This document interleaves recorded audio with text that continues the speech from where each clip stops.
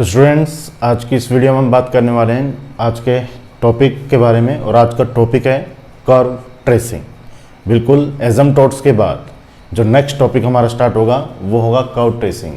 और curve tracing को start करने से पहले कुछ डेफिनेशंस जो है उसके बारे में हमें मालूम होना चाहिए। तो डेफिनेशंस जो कि मैंने बोर्ड पे शो कर दिए, तो थोड़ा सा हम चलते हैं, डिटेल समझते हैं कि क्या चीज़ है। देखिए, कर्व को ट्रेस करने के लिए हमें कुछ ना कुछ पॉइंट्स की ज़रूरत होती है। तो उस पॉइंट्स को, ये जो पॉइंट्स आपके सामने लिखे हैं, इसकी हमें बहुत हेल्प मिलने वाली है उस कर्व को ट्रेस करने के लिए। तो देखिए क्या पॉइंट क्या है। डेफिनेशन है first, double point. Double point क्या चीज़ है? If two branches of the curve, अगर किसी भी कर्व की दो ब्रांच, अगर कोई भी कर्व जो हम ट्रेस करने वाले हैं उसकी कोई दो ब्रांच हैं जो अगर एक पॉइंट से पास आउट होगी, तो उस पॉइंट को हम क्या बोलते हैं? डबल पॉइंट बोलते हैं। क्लियर है? किसी भी, वैसे भी मालूम है कि कोई भी एक पॉइंट है, अगर एक पॉइंट से किसी भी कर्व की दो ब्रांचेस निकल जाती हैं तो उस पॉइंट को हम डबल पॉइंट ही बोलेंगे। लेकिन नेक्स्ट, इस डबल पॉइंट का क्लासिफिकेशन किया हुआ है टू पार्ट्स में। फर्स्ट पार्ट है नोड और सेकंड पार्ट है कस्प। तो क्लासिफिकेशन ऑफ डबल पॉइंट, तो फर्स्ट हम लेकर चल रहे हैं नोड को। नोड क्या चीज़ है? If two branches of the curve pass through a point, दो ब्रांच तो निकलेगी वहां से एक पॉइंट से, क्योंकि डबल पॉइंट तो है ही वो। तो लेकिन जो दो ब्रांचेस उस एक पॉइंट से पास आउट हो रही है वो क्या है? वो क्या होगी? वो होगी हैव डिफरेंट टेंजेंट।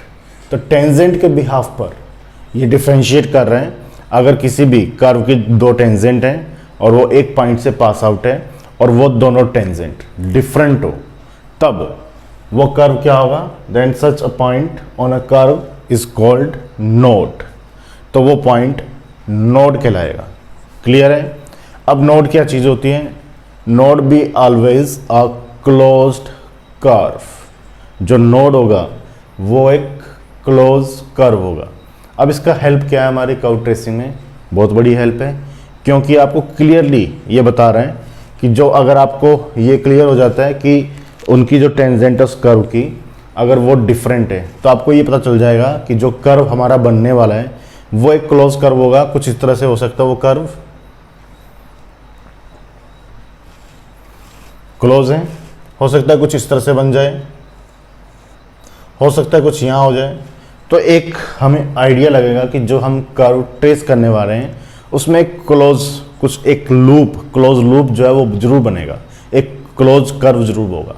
क्लियर है? इसके अलावा हो सकता है कुछ और भी हो, लेकिन इतना पोर्शन क्लोज कर्व जरूर होगा। ठीक है? फिर सेकंड डेफिनेशन हम करते हैं कस्प की।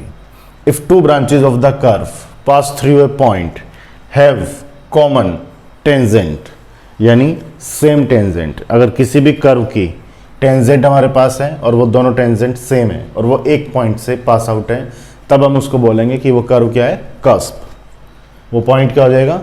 उस कर्व पे कस्प कहलाएगा। और कस्प क्या होता है? Cusp be always a open curve. तो जब हम ट्रेस करेंगे तब हमें दिमाग में हमारे रहेगा कि ये कस्प है, ये तो कुछ ओपन कर्व बनना चाहिए था, कुछ इस तरह से कर्व बनेगा, ये ओपन, ये ओपन कर्व है। कोई भी कर्व, कुछ भी ऐसे भी बन सकता है, तो कैसे भी बनेगा, लेकिन ओपन कर्व बनेगा। ठीक है? तो ये हमारे माइंड में रहेगा, क्योंकि हमें तो कर्व ट्रेस करना है और ये सारी चीज़ें कर्व ट्रेस करने में हमारी हेल्प करेंगी। तो ये दो डेफिनेशन जो हमारी बहुत हेल्प करने वाली है कर्व को ट्रेस करने के लिए। क्लियर है? अब हम बात करते हैं एक्चुअल पॉइंट्स के। एक्चुअल पॉइंट्स मतलब वो पॉइंट्स के बारे में जिसके जो कर्व ट्रेस को करने के लिए, यानी कर्व को ट्रेस करने के लिए हमारी बहुत ज़्यादा हेल्प करने वाले हैं। और वो पॉइंट्स कौन कौन से हैं? चलिए हम चलते हैं नेक्स्ट पॉइंट्स पर। तो जो फर्स्ट पॉइंट हमारे पास आता है कर्व को ट्रेस करने के लिए, और जो इंपॉर्टेंट चीज़ है जो आपको चेक करना है वन बाय वन हर क्वेश्चंस में, in each and every questions, ये पॉइंट्स आपको ईच एंड एवरी क्वेश्चंस में अप्लाई करना है, फाइंड करना है कर्व को ट्रेस करने के लिए। तो उसके लिए फर्स्ट पॉइंट क्या है? फर्स्ट पॉइंट है सिमेट्री।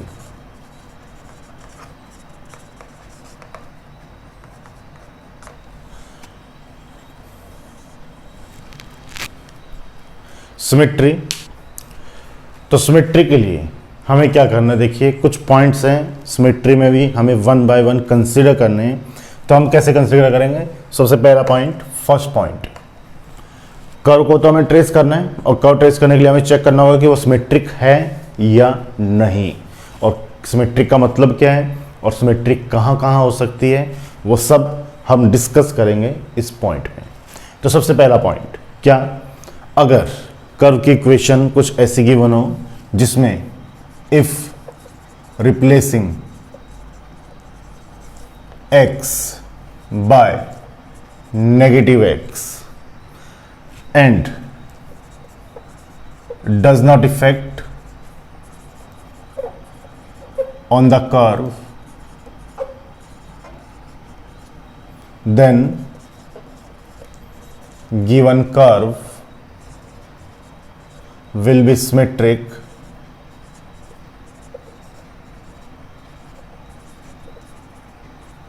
about y axis. सबसे पहला केस सिमेट्री का क्या है, अगर जो कर्व हमें दिया है, कर्व की इक्वेशन दी है, क्योंकि हमें कर्व को ट्रेस करना है और इक्वेशन हमें क्वेश्चन में गिवन होगी, क्लियर है, आपको लिखा होगा एग्जाम में ट्रेस द कर्व, और कर्व की इक्वेशन गिवन है। अब हमें उसको ट्रेस करने के लिए कुछ पॉइंट्स फाइंड करने हैं। अब वो पॉइंट्स फाइंड करने के लिए हमें हेल्प लेनी होगी हमारे पॉइंट्स की, हमें फाइंड आउट करना होगा कि उसमें सिमेट्री है या नहीं, और सिमेट्री फाइंड करने के लिए उसके भी फर्दर कुछ क्लासिफिकेशंस हैं। तो पहला जो है वो है if replacing x by negative x, यानी उस इक्वेशन में, जो इक्वेशन कर्व की हमें गिवन है, उस कंप्लीट इक्वेशन में अगर x को नेगेटिव x से मैं रिप्लेस कर दूं, x को नेगेटिव x से मैं रिप्लेस कर दूं और इक्वेशन चेंज नहीं हो, किसकी इक्वेशन, उस कर्व की इक्वेशन, तब हम क्या कहेंगे कि वो जो कर्व है वो क्या होगा, वो सिमेट्रिक होगा, किसके पैरेलल, अबाउट y एक्सिस के पैरेलल। ठीक है स्टूडेंट, अगर किसी भी कर्व की इक्वेशन में x को नेगेटिव x से रिप्लेस कर दें और इक्वेशन चेंज नहीं हो, तब हम कहेंगे कि वो कर्व क्या होगा, y एक्सिस के पैरेलल होगा। एग्जांपल आप लिख सकते हो ये वाला,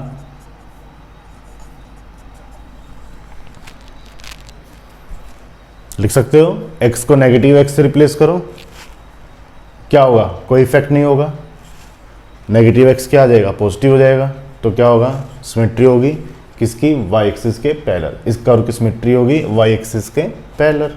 इसी में सिमेट्री में सेकंड पॉइंट हमें चेक करना है, इफ रिप्लेसिंग सब कुछ वही y by negative y does not effect on the curve, then curve will be symmetric about x axis. अब की बार नेक्स्ट डेफिनेशन में हमने क्या किया, इफ रिप्लेसिंग x की जगह y, और y को किससे करना है, नेगेटिव y से, if replacing y by negative y does not effect on the curve, then given curve will be symmetric about x axis.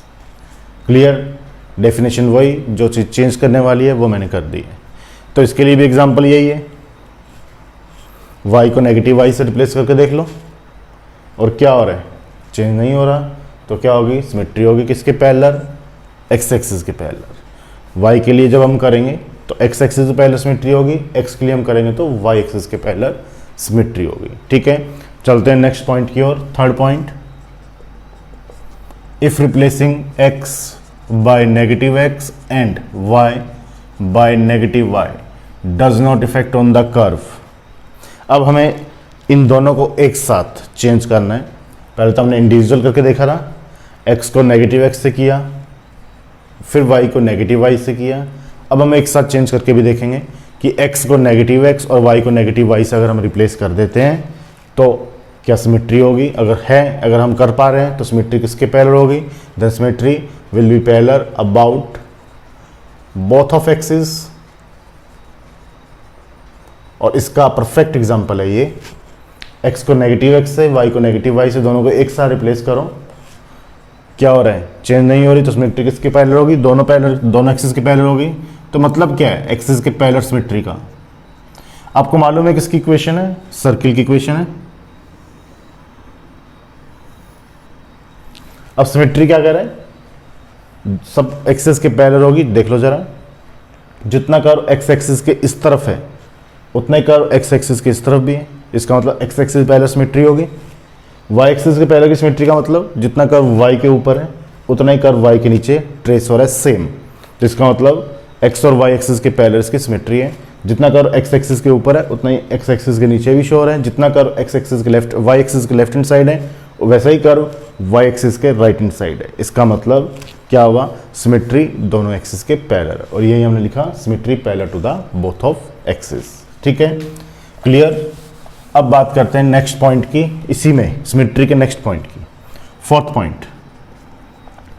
If replacing क्या x by y and y by x। अब की बार इस complete equation में x को y से और y को x से रिप्लेस कर दें and does not effect on the curve, then curve will be symmetric about, किसके about, x equals to y line.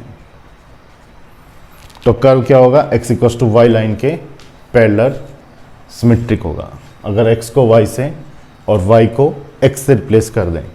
x equals to y line के पैरेलल सिमेट्री का मतलब क्या हुआ, सबसे पहली चीज तो ये देखो, कर्व तो इसके लिए भी वही एग्जांपल है सर्किल का। पहले तुम्हें एग्जांपल दे देता हूं,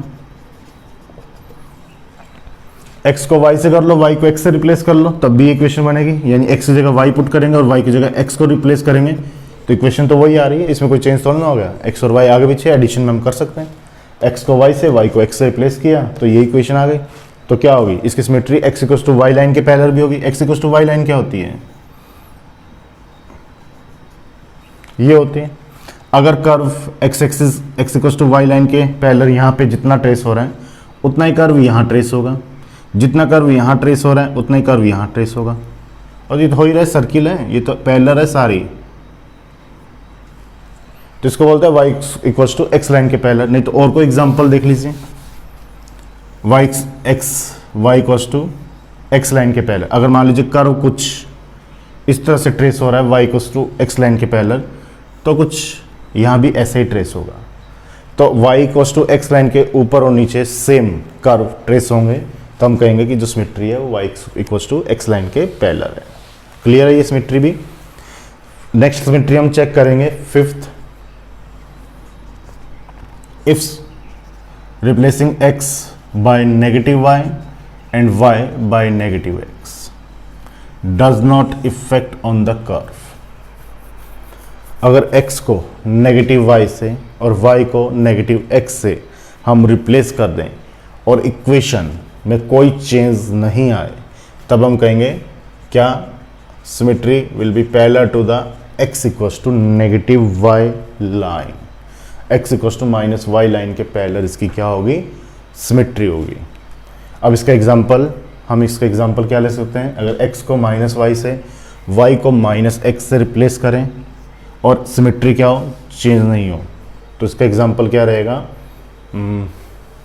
x को नेगेटिव y और y को नेगेटिव x, तो इसमें लिख सकते हैं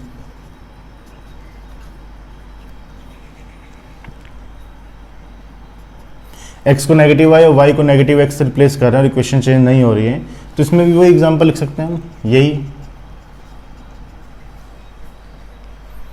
तब भी यही होगा, सर्किल है, x को माइनस वाई से रिप्लेस कर लो और y को माइनस एक्स से रिप्लेस कर लो, तब भी क्या होने वाला है, यही तो होने वाला है।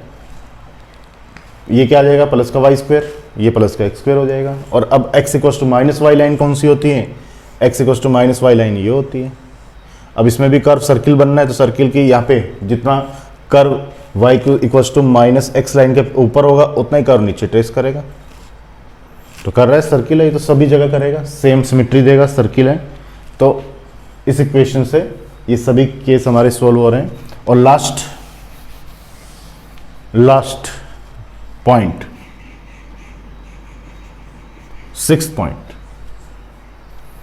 If replacing x by negative x and y by negative y does not effect on the curve. इस पॉइंट को ध्यान से देखना, अगर x को माइनस एक्स से y को माइनस वाई से रिप्लेस कर दिया जाए और इक्वेशन पर कोई इफेक्ट नहीं हो तो सिमेट्री किसके पैरेलल होगी। तो यहाँ पे 2 पॉइंट निकल के आते हैं। ए पॉइंट, हो सकता है कि बोथ ऑफ एक्सिस के पैरेलल हो, and B point opposite quadrant और ओरिजन। देखो x को -x से और y को -y से रिप्लेस करें और इक्वेशन चेंज नहीं हो तो इसमें दो तरह से सिमेट्री हो सकती है। First symmetry both of axis यानी दोनों एक्सिस के पैरेलल, x एक्सिस और y एक्सिस दोनों एक्सिस के पैरेलल, और सेकंड ऑपोजिट क्वाड्रेंट के पैरेलल या ओरिजन। अब ये चीज़ क्या है, कैसे, क्या रीजन है? देखो मैं दो एग्जांपल लिख रहा हूँ जिसके लिए ये लास्ट पॉइंट जो है वो सेटिस्फाई होगा। ये जो लास्ट पॉइंट है इसके लिए भी सेटिस्फाई होगा। अगर मैं इस इक्वेशन में पुट कर दूं ये x की जगह -x, y की जगह -y, तो क्या होगा, सेटिस्फाई होगा।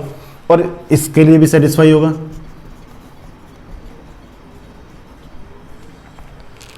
होगा, चेक कर लो।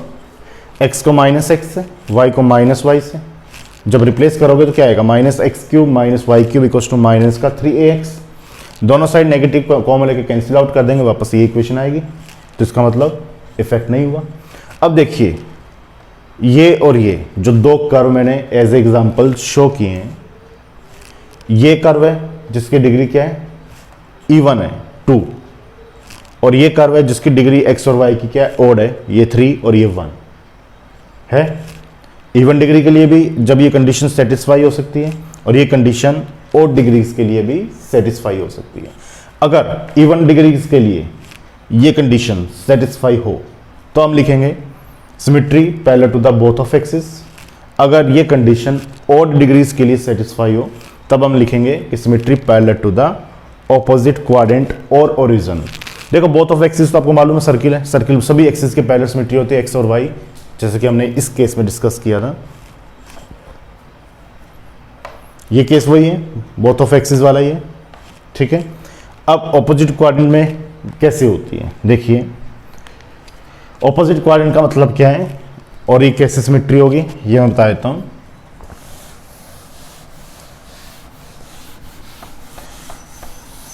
ऑपोजिट क्वाड्रेंट में कर्व कुछ हमारे पास इस तरह से बनेगा।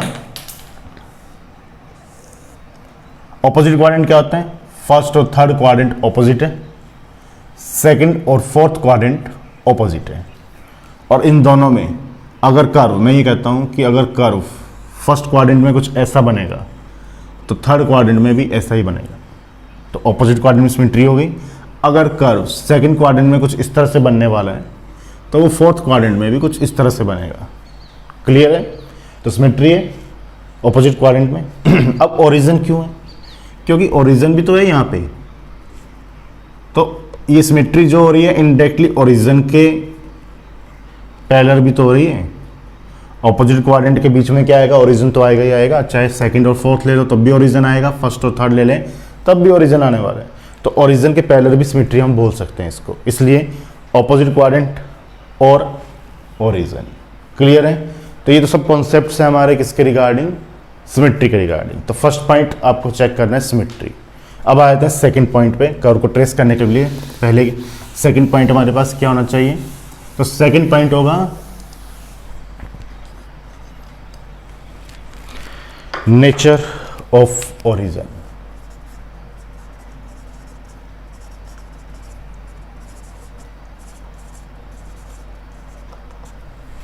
नेचर ऑफ ओरिजिन हम क्या लिखेंगे इसमें, if replacing x equals to 0 we get y equals to 0। Opposite भी हो सकता है, if replacing x equals to 0 we get y equals to 0, या ये भी हो सकता है कि if replacing y equals to 0 we get x equals to 0। Origin क्या चीज़ है, 0 0 ही तो है, तो एक को 0 पुट करने पे दूसरे की वैल्यू अगर 0 आ जाए, अगर कोई एक वेरिएबल को 0 पुट करने पे इक्वेशन में दूसरे वेरिएबल की वैल्यू 0 आ जाए तब हम क्या कहेंगे, then the curve passes through origin। तब हम कहेंगे कि जो कर्व है वो ओरिजिन से पास आउट होगा नेचुरल सी बात है, अगर 0 पे 0 आ रहा है तो ओरिजिन को तो टच करेगा ही करेगा। ठीक है, नेक्स्ट पॉइंट, थर्ड पॉइंट,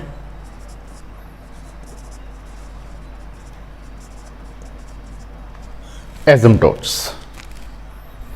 अब यहाँ आपको पता चलेगा कि पहले हमने एसिम्पटोट्स क्यों पढ़ा, एसिम्पटोट्स का पढ़ने का मतलब क्या है, अब यहाँ पे उसका यूज हो रहा है। एसिम्पटोट्स, अब आपको जो कर्व गिवन होगा उसकी एसिम्पटोट्स फाइंड करनी है। आपको क्या करना है, एसिम्पटोट्स को फाइंड आउट करना है। लेकिन कम जो इजी प्रोसेस है एसिम्पटोट्स फाइंड करने का, वहां से हम स्टार्ट होंगे और टफ प्रोसीजर की ओर चलेंगे, यानी लेंथी प्रोसीजर की ओर चलेंगे। कैसे? आप सबसे पहले चेक करोगे गिवन कर्व में, if replacing x equals to 0 और y equals to 0 we get, या ये नहीं, आपको क्या करना है, आपको मैं वैसे ही बता देता हूँ वर्बली, इसमें ज़्यादा क्लियर नहीं हो पाएगा। सपोज हमारे पास कोई इक्वेशन गिवन है, एक एग्जांपल ले रहा हूँ मैं, y is equals to x upon x minus a, ये एक इक्वेशन गिवन है। अब हमें इस इक्वेशन के एसिम्पटोट्स फाइंड करने हैं। एसिम्पटोट्स क्या होता है, इन्फिनिटिव, इनडायरेक्टली क्या होता है, इन्फिनिटिव तो होता है। तो x की जगह हम क्या रिप्लेस करें कि y की वैल्यू इन्फिनिटिव आ जाए। तो क्लियरली शो हो रहा है x की जगह जब a पुट कर देंगे तो y इन्फिनिटिव आ जाएगा। तो इसका मतलब क्या होगा, हम लिख देंगे यहाँ पे at x equals to a we get the required asymptotes of the curve. फिर हमें इसके अलावा कुछ भी करने की जरूरत नहीं है, हमारे पास एसिम्पटोट्स आ जाएगी। क्या? By replacing x equals to a we get the required asymptotes of the curve. अगर हमारे पास कुछ इक्वेशन इस तरह से आ गई,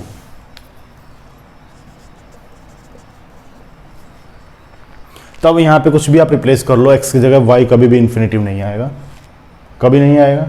अगर नहीं आएगा तो इसका मतलब ये नहीं कि एसिम्पटोट्स नहीं है, हम तब तक श्योरली नहीं लिखेंगे जब तक कि हम खुद श्योर नहीं हो जाए कि गिवन कर्व की कोई भी एसिम्पटोट्स नहीं है। तो हम कैसे श्योर होंगे?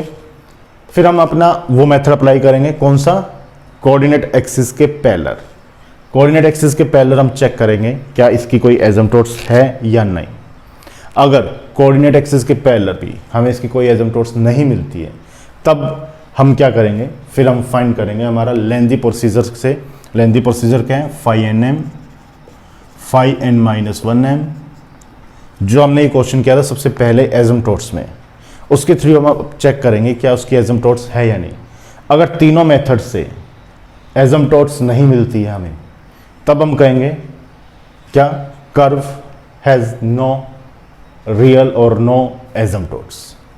ठीक है, तब हम कहेंगे कि कर्व की कोई भी एसिम्पटोट्स नहीं होगी। लेकिन किसी भी तीनों में से किसी भी एक मेथड से हमारी एसिम्पटोट्स आ सकती है, और जो भी आएगी वो आपको यहाँ शो करना होगा। सबसे पहले आपको चेक करना है कि x या y की कोई ऐसी वैल्यू जिस पर सेकंड वैल्यू इन्फिनिटिव हो जाए, तो वो क्या होगी, वो आपकी एसिम्पटोट्स हो जाएगी। उसके अलावा आपको कोई भी चीज़ चेक नहीं करनी, कोई भी दोनों के सप्लाई नहीं करना है, क्योंकि फर्स्ट केस से आपको एसिम्पटोट्स मिल गई। अगर उस फर्स्ट केस से एसिम्पटोट्स नहीं मिलती, फिर आपको सेकंड केस अप्लाई करना है कोऑर्डिनेट एक्सिस के पैरेलल। अगर उससे एसिम्पटोट्स मिल जाती है तो इसका हमारे पास कोई यूज़ नहीं है फिर। और अगर मान लो कोऑर्डिनेट एक्सिस के पैरेलल भी एसिम्पटोट्स नहीं मिलती, फिर हमें इसके थ्रू एसिम्पटोट्स को चेक करना होगा। ध्यान रखना इस चीज़ का, हो सकता है कि एसिम्पटोट्स हो, आप जब तक श्योर नहीं हो जाते तब तक आप उसमें नो नहीं लिखोगे। ठीक है, तो ये तो हो गई एसिम्पटोट्स की बात। थर्ड पॉइंट, फोर्थ पॉइंट कर लेते हैं हम, टेंजेंट एट द ओरिजिन।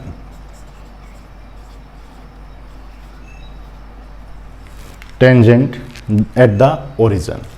अब टेंजेंट एट द ओरिजिन कैसे फाइंड करेंगे? सबसे पहले देखिए करना क्या है, इक्वेटिंग हाईएस्ट डिग्री टर्म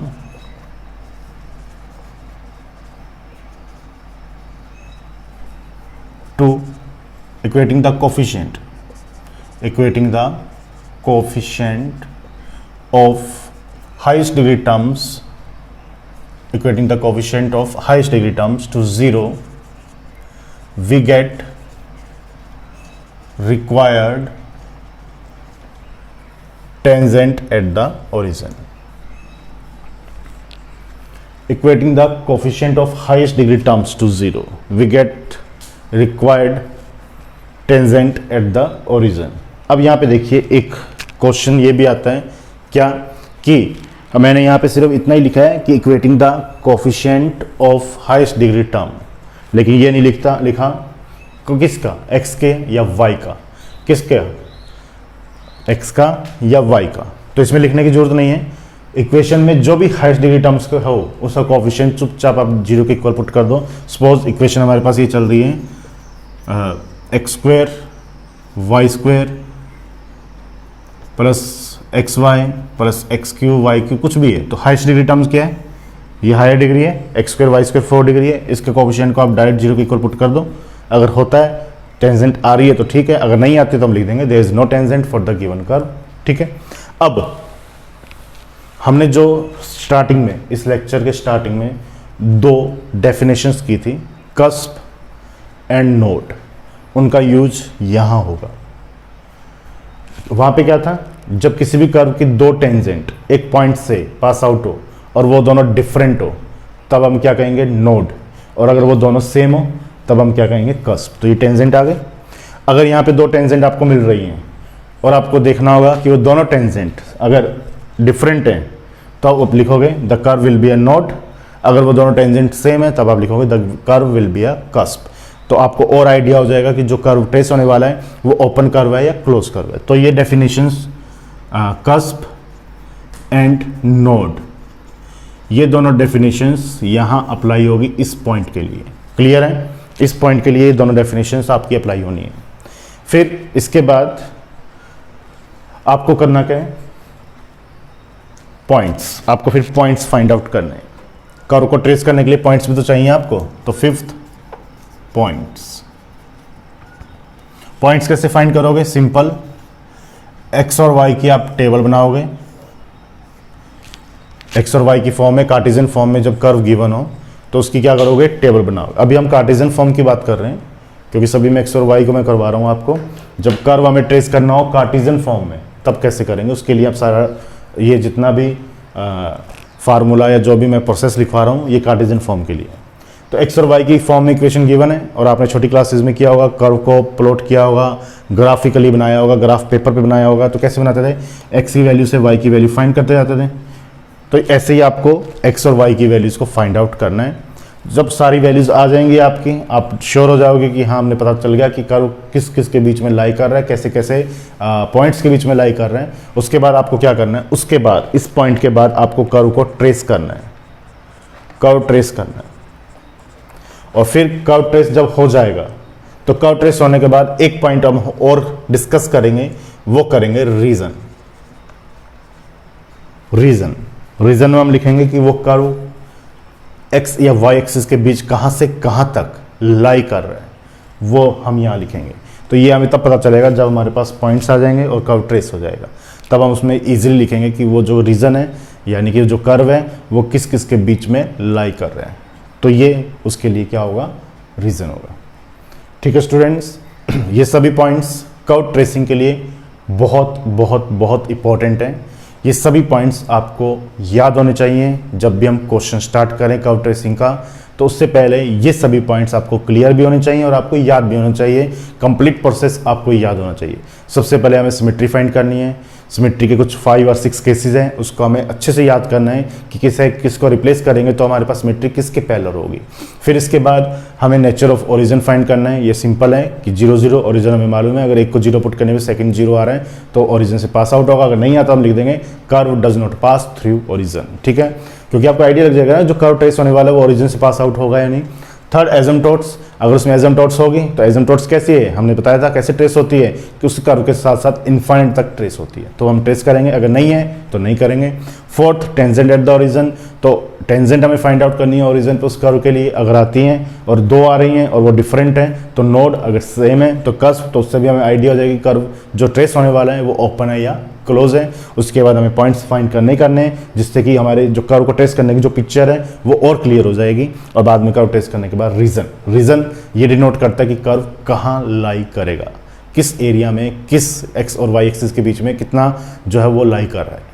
तो वो एरिया हमें यहाँ लिखना है। क्लियर स्टूडेंट्स, ये सभी पॉइंट्स इस पॉइंट्स के बिहाफ पर ही हमारी कंप्लीट कार्टेशियन फॉर्म की कर्व ट्रेसिंग जो है वो डिपेंड करती है, इन सभी पॉइंट्स के बिहाफ पर। तो सबसे पहले आपको ये पॉइंट्स याद होने चाहिए। तो नेक्स्ट वीडियो जब भी हमारी आएगी उसमें हम क्वेश्चंस करेंगे कर्व ट्रेसिंग के, लेकिन उससे पहले आपको ये सभी पॉइंट्स याद होने चाहिए, ठीक है। तो मिलते हैं नेक्स्ट वीडियो में with questions of curve tracing. Thank you.